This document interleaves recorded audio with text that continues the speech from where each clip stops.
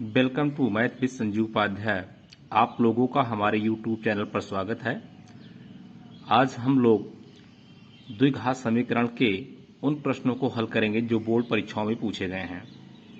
ये प्रश्न आप लोगों के लिए बहुत ही उपयोगी हैं, जो कि बोर्ड की परीक्षाओं में बार बार पूछे जाते हैं। तो आज का हमारा टॉपिक है द्विघात समीकरण और उन प्रश्नों को हल कराएंगे जो बोर्ड से रिलेटेड हैं। तो हमारा प्रश्न है, यदि x square minus P x plus Q बराबर 0 के मूल अल्फा तथा बीटा हों तो alpha cube plus beta cube का मान क्या होगा।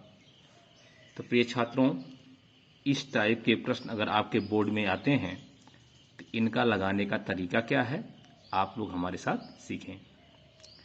सबसे पहले हम क्या करेंगे कि जो द्विघात समीकरण दिया रहेगा, हम क्या करेंगे, यदि उनके मूल अल्फा और बीटा कह रहे हैं तो हम दो चीज निकाल लेते हैं यहाँ से, मूलों का योगफल अर्थात अल्फा प्लस बीटा का मान और मूलों का गुणनफल अर्थात अल्फा इंटू बीटा का मान। तो सबसे पहले हम क्या करेंगे कि हम इस द्विघात समीकरण के जो मूल अल्फा और बीटा दिए हैं, यहाँ से हम दो चीज निकालेंगे, अल्फा प्लस बीटा और अल्फा इंटू बीटा। तो आप जानते हैं कि मूलों का योगफल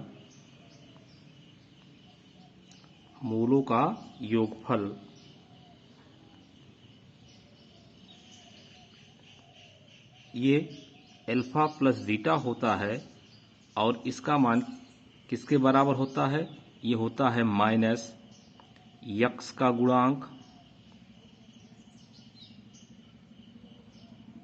बटे यक्स स्क्वायर का गुणांक।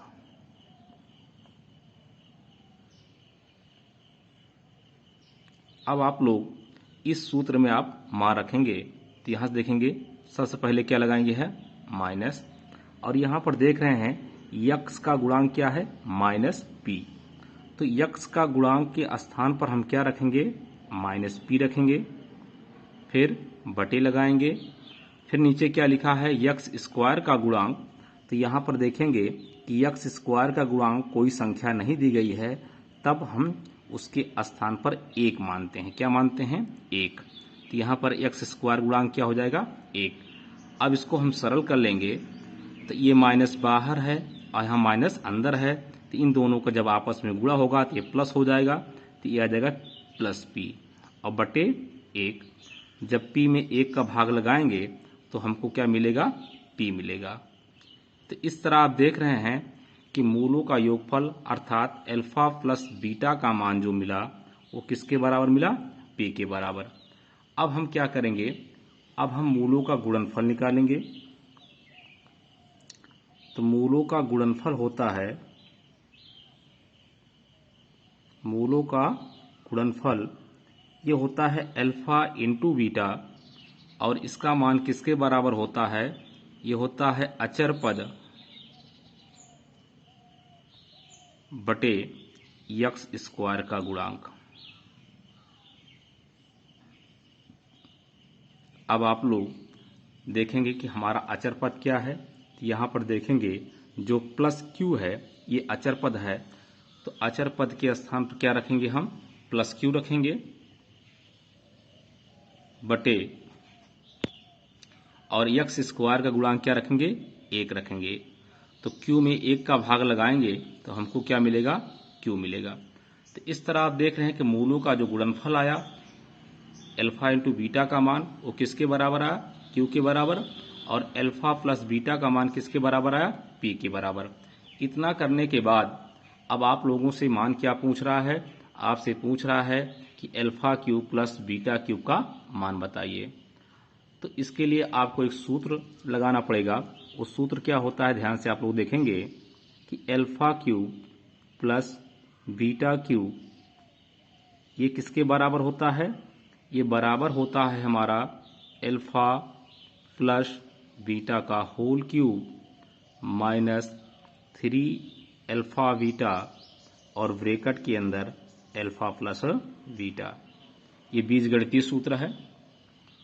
चूंकि ए प्लस बी का होल क्यूब बराबर होता है ए क्यूब प्लस बी क्यूब बराबर होता है ए प्लस बी का होल क्यूब माइनस 3ab, और ब्रैकेट में a प्लस बी। तो उसी के स्थान पर हम क्या रखेंगे, अल्फा और बीटा। तो ये हो जाएगा alpha cube plus beta cube बराबर अल्फा प्लस बीटा का whole cube minus 3 alpha beta और ब्रैकेट में अल्फा प्लस बीटा। तो आपसे alpha cube plus beta cube का मान पूछ रहा है, तो यहाँ से alpha cube plus beta cube बराबर क्या हो जाएगा, आप लोग ध्यान से देखेंगे कि अल्फा प्लस बीटा, तो अल्फा प्लस बीटा का मान आपने कितना प्राप्त किया है, p। तो यहाँ अल्फा प्लस बीटा के स्थान पर क्या रख देंगे, हम p रख देंगे और उस पर पावर कितनी लगी है, 3, तो 3 लगा लेंगे। फिर माइनस 3 अल्फा बीटा, तो 3 लिखेंगे और अल्फा इंटू बीटा का मान आपने कितना प्राप्त किया है, तो अल्फा इंटू बीटा का मान आपने प्राप्त किया है q। तो अल्फा इंटू बीटा का स्थान पे क्या रख देंगे आप, q। फिर ब्रैकेट में लिखा है अल्फा प्लस बीटा, तो अल्फा प्लस बीटा हमारा कितना है, p। तो यहाँ रख देंगे हम p। अब इसको हम हल कर लेंगे, तो p की घात ये हो जाएगा 3 माइनस, अब 3q का गुणा हम p में करेंगे तो ये हो जाएगा 3qp। तो आप लोग देख रहे हैं कि alpha cube plus beta cube का मान हमें क्या प्राप्त हुआ, हमको प्राप्त हुआ p क्यूब माइनस 3qp। तो इसी के आधार पर एक क्वेश्चन और भी है, ध्यान से आप लोग देखेंगे, जो कि बोर्ड में पूछा गया है। ये प्रश्न है, यदि 3x square plus 8x plus 2 बराबर 0 के मूल अल्फा तथा बीटा हों तो alpha cube plus beta cube का मान ज्ञात कीजिए। तो सेम बेस पर हम इस क्वेश्चन को लगाएंगे। इसका लगाने का तरीका क्या है कि आपको दो चीजें निकालनी पड़ेगी यहाँ पर। पहली चीज अल्फा प्लस बीटा का मान और दूसरी चीज अल्फा इंटू बीटा का मान। तो सबसे पहले हम क्या निकालेंगे, अल्फा प्लस बीटा निकालेंगे। तो यहाँ से देखेंगे अल्फा प्लस बीटा बराबर क्या होता है, ये होता है मूलों का योग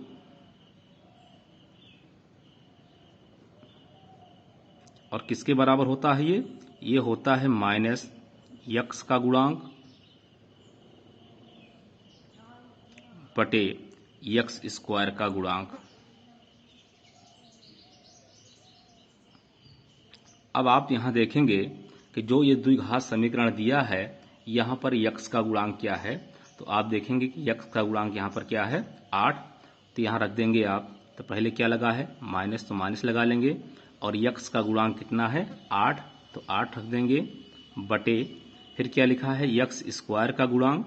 तो आप यहां पर देखेंगे कि यक्स स्क्वायर का गुणांक कितना दिया है 3, तो यहां क्या रख देंगे 3। तो इस तरह आप देखेंगे कि अल्फा प्लस बीटा का मान हमें क्या मिला, माइनस 8/3। अब आप लोग क्या करेंगे, अब आप निकालेंगे मूलों का गुणनफल। तो अल्फा इंटू बीटा बराबर हमारा क्या होता है, सूत्र हमारा होता है अचर पद बटे यक्स स्क्वायर का गुणांक।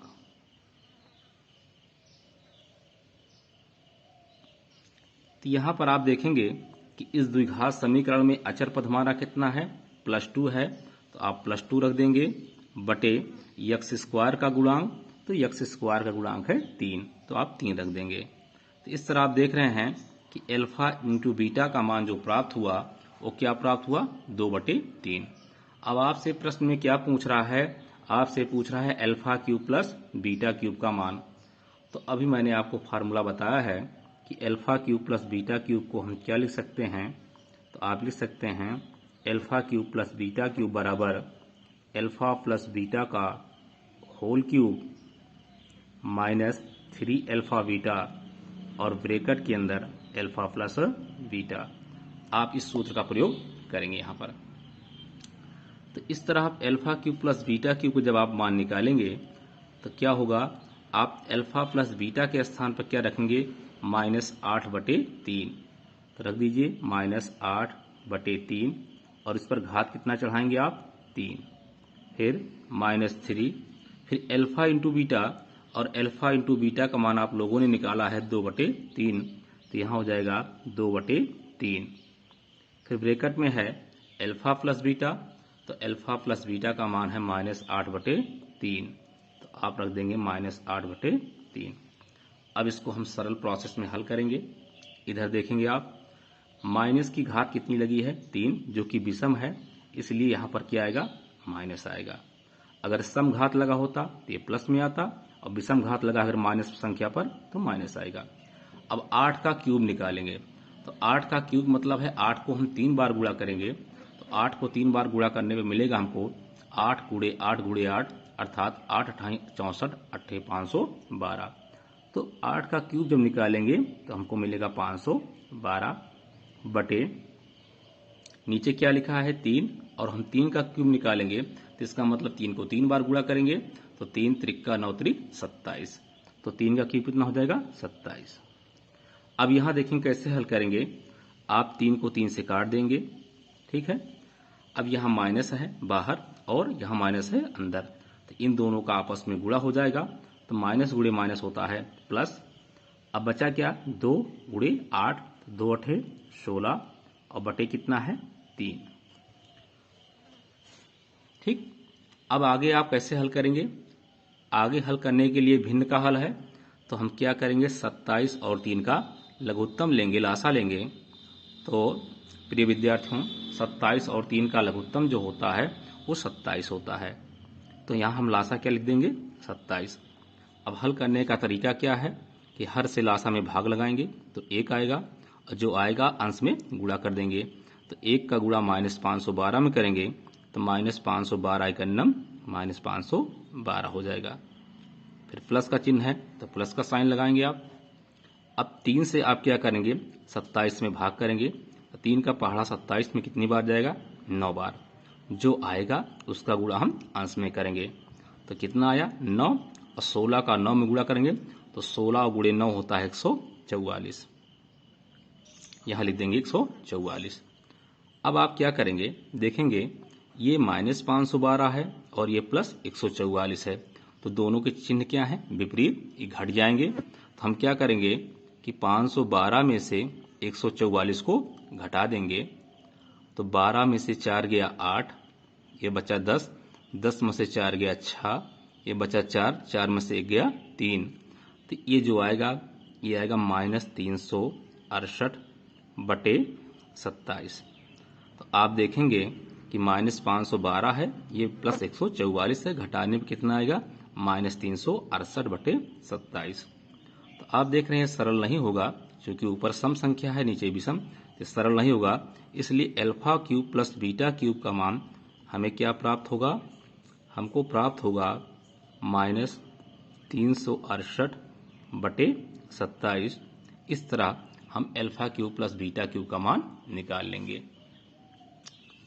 अब अगला प्रश्न है, और बोर्ड की परीक्षा में बार बार ये प्रश्न पूछा जाता है और आप लोगों के लिए बहुत ही महत्वपूर्ण प्रश्न है।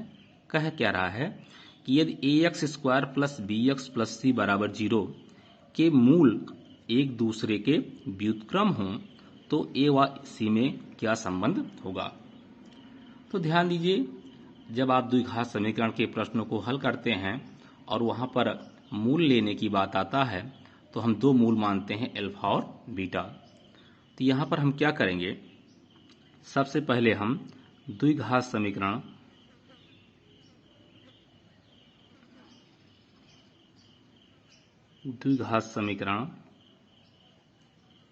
ax² plus bx plus c बराबर 0 के मूल मान लेंगे अल्फा तथा 1/अल्फा हैं। अब आप लोग कहेंगे कि अल्फा और 1/अल्फा क्यों मान रहे हैं, अल्फा और बीटा क्यों नहीं मान रहे हैं। चूंकि आपके ही प्रश्न में दिया गया है यदि ax² plus bx plus c बराबर 0 के मूल एक दूसरे के व्युत्क्रम हों, तो भैया अगर हम मूल अल्फा मानेंगे तो उसका व्युत्क्रम क्या होगा 1/अल्फा। तो इसलिए पहला मूल तो अल्फा होगा, बट दूसरा मूल क्या होगा 1/अल्फा। कहने का मतलब कि अल्फा के स्थान पर अल्फा रहेगा, लेकिन बीटा के स्थान पर क्या बैठेगा 1/अल्फा। चूंकि हमारे प्रश्न में ही है कि एक मूल दूसरे का व्युत्क्रम हो, तो अगर हमने पहला मूल अल्फा माना तो दूसरा मूल क्या होगा इसी मूल का व्युत्क्रम। व्युत्क्रम माने होता है उल्टा, तो अल्फा का उल्टा क्या होता है 1/अल्फा होता है। ठीक है, अब आप इसमें बहुत सरलता से इसको आप हल कर सकते हैं। आपको करना क्या है, आप सीधे लेंगे मूलों का गुणनफल। तो आप लिखेंगे चूंकि मूलों का गुणनफल बराबर होता है, ये होता है अचर पद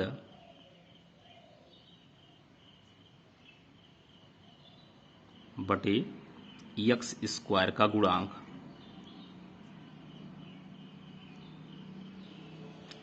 अब आप देखेंगे यहां शब्द मैंने क्या लिखा है, मूलों का गुणनफल बराबर किसके होता है, अचर पद बटे यक्स स्क्वायर का गुणांक।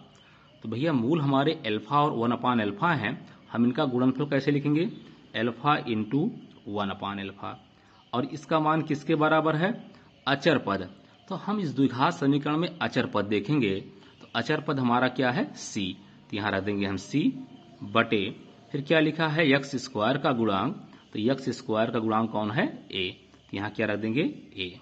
अब इसको हम हल कर लेंगे, तो आप देखेंगे अल्फा ऊपर है अल्फा नीचे है, ये कट जाएंगे, तो क्या बचेगा, एक, और किसके बराबर है, सी बटे ए के बराबर है। अब हम यहां से क्या करेंगे, एक का बटा एक मार लेंगे और तिर्यक गुणा कर लेंगे, तो ये हो जाएगा, ए के तिरछे पर बैठा है एक, तो एक अन्नम ए हो जाएगा, फिर बराबर का चिन्ह लगाएंगे, और एक के तिरछे पर बैठा है सी, तो सी एक अन्नम सी।